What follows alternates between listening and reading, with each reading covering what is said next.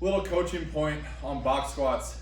One of the biggest reasons that we do them from an athlete performance perspective, there's obviously a multitude of reasons, but the athlete performance perspective of the box squat, when you sit, so say you set up over the box, obviously like normal, you got the bar on your back.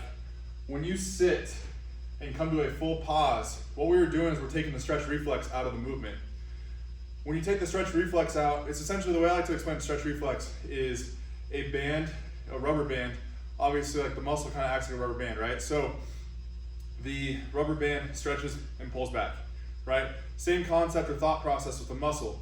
When you sit down and kind of bounce and go back up, or on a regular squat, you go down, go back up, you're activating that stretch reflex. When you do a full box squat and sit, right, for a full pause, when you go back up, what we're working is concentric strength, or another term or thought process is starting strength.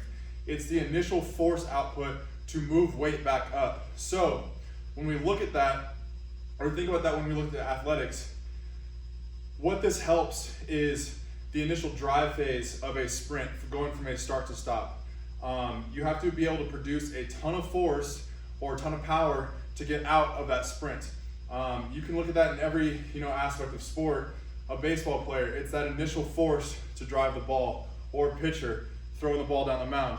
Obviously, the more force we can produce in a minimal amount of time is what we're looking for when it comes to the box squat. And that's how we translate that from weight room to field or to court, right? That initial force development is what we're looking to improve, so we can improve acceleration, throwing velo, exit velo, 40 time, that initial acceleration drive phase. But anything you do in sport, a jump, etc., is going to translate back to the weight room when we work the box squat.